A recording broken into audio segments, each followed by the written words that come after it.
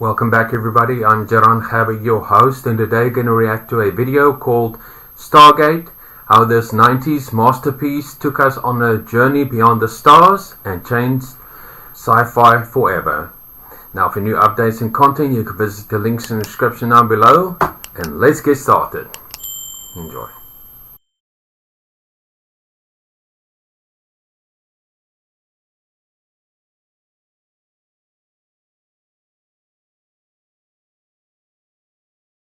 What is that? It's your Stargate.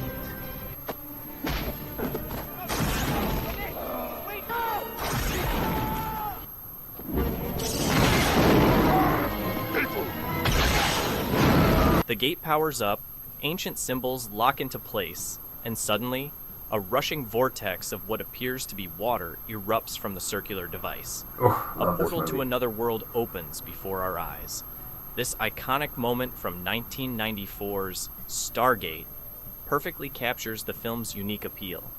A seamless blend of ancient Egyptian mythology and cutting-edge science fiction. Released in October 1994, Stargate arrived during an interesting transition in Hollywood sci-fi. Just a year after Jurassic Park revolutionized CGI and 2 years before Independence Day would cement the summer blockbuster formula, Stargate occupied a unique middle ground.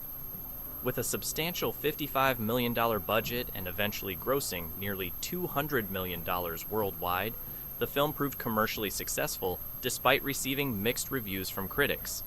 What many didn't anticipate was how this standalone film would eventually spawn one of the most expansive science fiction universes in television history.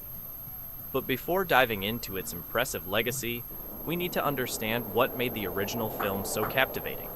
At its core, Stargate posed a compelling question. What if the ancient Egyptian gods weren't deities at all, but advanced aliens who visited Earth thousands of years ago? This premise, while not entirely original, was executed with such visual grandeur and narrative commitment that it created something genuinely fresh in the sci-fi landscape. The film's lasting impact comes from its perfect storm of elements. Roland Emmerich's eye for spectacle, strong performances from an unlikely cast, groundbreaking visual effects that still impress today, and a story that tapped into our eternal fascination with ancient civilizations and the stars. Today, we'll explore how this unexpected hit created not just a memorable film, but an entire mythology that continues to resonate with audiences nearly 3 decades later. You know what still gives me chills when I rewatch Stargate? That incredible moment when the team first steps through the portal. The way the camera follows James Spader as he touches that shimmering blue surface, his face full of wonder, and then boom! We're suddenly hurled through this crazy wormhole effect across the universe. It's like the ultimate roller coaster ride through space, and somehow 30 years later, it still looks awesome. What's wild is that the famous water effect of the Stargate wasn't some fancy CGI trick. The production team literally filmed actual water upside down and then added some digital elements. That's why it has this realistic, mesmerizing quality that even modern films struggle to match. Pretty clever for 1994, right? Roland Emmerich really brought his A-game with the visuals in this film. Those sweeping shots of the desert planet with 3 moons hanging in the sky, pure movie magic. And the way he frames the massive Egyptian-style pyramid with a spaceship on top against the dunes? Absolutely iconic. The film constantly plays with scale. Tiny humans against enormous alien structures, creating this perfect sense of awe and discovery. The production wasn't all smooth sailing, though. The crew had to deal with brutal Arizona desert conditions during filming. Temperatures regularly hit over 100 degrees. Equipment got clogged with sand, and the team had to constantly stay hydrated. James Spader actually passed out from heat exhaustion during one scene, but all that suffering paid off with authentic-looking desert sequences that really sell the alien world. What I love most about the film's visual approach is how it balances the high-tech with the ancient. The alien technology has this ornate, ceremonial quality, like the death gliders and Ra's mask that mechanically folds and unfolds. It's technology designed to look magical to primitive humans, which is such a clever storytelling device. The film also nails the fish out of water scenario when our modern military team encounters this ancient but advanced civilization. The scene where the local people first see O'Neill's lighter and think it's magic perfectly captures this clash of worlds in a way that's both funny and thought-provoking. Honestly, it's pretty amazing how well Stargate holds up today. While some 90s sci-fi looks painfully dated, the practical effects, models, and restrained use of early CGI give Stargate a timeless quality that still works for modern viewers. That's the mark of truly innovative filmmaking, when your creative solutions outlive the technology of your time. So let's talk about the people who really brought Stargate to life. First up, Kurt Russell as Colonel Jack O'Neill. Man, this wasn't your typical Kurt Russell action role. Instead of going full Big Trouble and Little China mode, he gives us this deeply wounded military man who's basically on a suicide mission because his son accidentally shot himself with Russell's own gun. There's this scene where he sits alone in his son's bedroom that just hits you in the gut. Russell plays O'Neill with this restrained, simmering pain that gradually transforms into purpose as the mission unfolds. Then you've got James Spader as Dr. Daniel Jackson. Before he was Raymond Reddington or Ultron, Spader was this perfectly awkward, sneezing, stammering genius who couldn't even keep an apartment but could crack an interstellar code no one had solved for decades. What I love about Spader's performance is how he makes Jackson's intelligence feel real. Not Hollywood smart, but genuinely thinking through problems smart. When he finally figures out that the symbols aren't words but constellations, his excitement is so contagious you can't help but cheer for this underdog academic. But let's be honest, the most fascinating casting choice was Jay Davidson as Ray. Fresh off his gender-bending role in The Crying Game, Davidson brings this otherworldly, androgynous quality to the alien god that's simultaneously beautiful and terrifying. The story goes that Davidson didn't even want to do another film, so they had to offer him $1 million to take the role, which was a huge sum back then. His limited screen time makes each appearance count, especially that reveal when his helmet mechanically retracts to show his human but not quite human face. The film's most powerful scenes blend character work with spectacle. Take the moment when Jackson first makes contact with the planet's people by drawing a simple circle in the sand, universal language at its most basic. Or when O'Neill, initially ready to blow up an entire civilization, finds redemption by helping free these people instead. There's something special about how the film balances its big ideas with personal connections. What doesn't get enough credit is how Stargate actually gives its alien civilization real dimension. Millie Avital as Shayuri brings genuine emotion to what could have been just another alien princess role. When she and Jackson struggle to understand each other, learning words like fear and love, there's an authentic sweetness that grounds all the high-concept sci-fi around them. These performances create the emotional core that helps Stargate transcend typical sci-fi adventure fare. The characters feel like real people thrown into an extraordinary situation, not just action figures moving through exotic backdrops.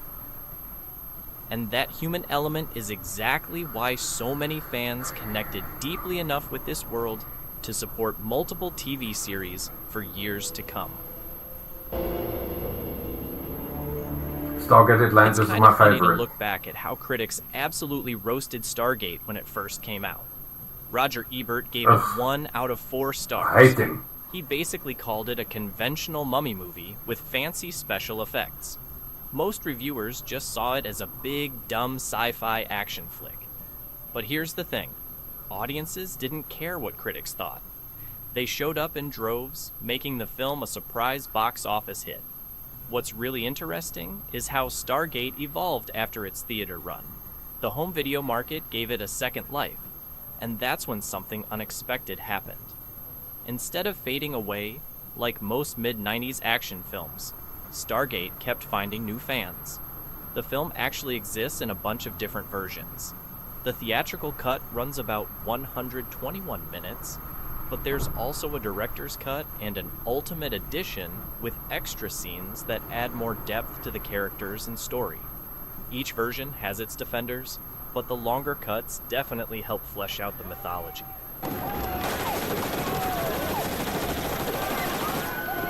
And talk about a slow burn success story. 3 years after the movie, Showtime launched Stargate SG-1 as a TV series, something nobody predicted when the film was struggling with critics. Even crazier, that show ran for 10 seasons. Then came Stargate Atlantis for 5 seasons and Stargate Universe for 2 more. A single film somehow spawned 17 seasons of television, plus novels, comics, and games. That's gotta be one of the most unexpected franchise expansions in Hollywood history. There are some fascinating details most casual viewers missed in the film. The production team actually worked with linguist Stuart Tyson Smith to create a realistic ancient Egyptian language for the movie, not just gibberish like many films use. The military aspects received special attention too, though real-life Air Force advisors had concerns about accuracy, which they later fixed in the TV series. Oh, and get this. The original plan included a theatrical sequel that would have ignored the TV show completely. Emmerich and Devlin had mapped out a whole different direction for the Stargate story, but studio politics shelved those plans. Sometimes I wonder what that alternate Stargate universe would have looked like. The most remarkable aspect of the film's reception is this weird split personality it developed. Critics dismissed it while everyday sci-fi fans embraced it. Academics wrote it off for its ancient aliens premise, while mythology buffs appreciated its creative take on Egyptian gods. It's like Stargate found this perfect middle ground, smart enough to respect its audience, but accessible enough for anyone to enjoy on a Saturday night. And that balanced approach is exactly why we're still talking about it today, decades after those harsh reviews faded away. You know what's really wild about Stargate? This movie that many wrote off as a one-and-done sci-fi flick created a universe that rivals Star Trek in scope. 17 seasons of television, people. That's over 350 episodes across 3 different shows: SG-1, Atlantis, and Universe. When you think about cultural staying power, that's seriously impressive for what started as a standalone film. The influence of Stargate on science fiction storytelling can't be overstated. While the ancient aliens built the pyramids idea existed before, Stargate popularized it in a way that spawned countless History Channel specials and inspired a generation of sci-fi creators. The whole concept of finding ancient technology left by advanced civilizations became a major sci-fi trope. You can see its DNA in everything from Mass Effect video games to Prometheus. What really set Stargate apart was how it combined military science fiction with archaeology and mythology. Before this film, those elements rarely mixed. After Stargate, we got a whole subgenre of stories featuring scientific military teams exploring alien ruins and ancient mysteries. The film created a template for blending action, adventure, and intellectual discovery that countless works have followed. In today's media landscape of reboots and revivals, Stargate feels ripe for rediscovery. We're living in an era where streaming services are desperate for established franchises with built-in audiences. And with the massive success of sci-fi shows on streaming platforms, it feels like only a matter of time before someone reopens the gate. There have been rumors of reboots for years, but nothing concrete has materialized yet. What makes Stargate still relevant today is how it tapped into our timeless fascination with 2 fundamental questions. Where did we come from? And are we alone in the universe? the film suggests that these questions might have the same answer, an idea that continues to captivate us. In an age where space exploration is making new, breakthroughs and archaeological discoveries constantly reshape our understanding of ancient civilizations. Stargate's premise feels as compelling as ever. The film's approach to cultural contact also feels surprisingly modern. While it does fall into some white savior tropes, it also shows respect for the alien civilization's agency and portrays communication barriers realistically. This nuanced approach to cross-cultural interaction seems ahead of its time for a mid-90s action movie. When I rewatch Stargate today, I'm struck by how it balances spectacle with genuine wonder. In an era of cynical, irony-laden blockbusters, there's something refreshing about a film that allows its characters to be genuinely amazed by discovery. That sense of awe, watching Spader's face as he first understands what the Stargate is, captures the pure joy of science fiction at its best. So next time you're scrolling through streaming services looking for something to watch, maybe give Stargate another look. This unlikely hit that critics dismissed has outlasted many of its flashier contemporaries to become one of science fiction's most enduring stories. The gate may have opened in 1994, but the journey it started is far from over. What's your favorite moment from Stargate? Was it your gateway into the larger franchise, or have you only seen the original film? Until next time, keep looking to the stars, and maybe the ancient ruins beneath your feet. So that was Stargate, how this 90s masterpiece took us beyond the stars and changed sci-fi forever. I thoroughly enjoyed it. I absolutely love this film, and I love the storyline, the visual effects, the special effects, everything just works. And my favorite parts of this movie is every time Ra shows.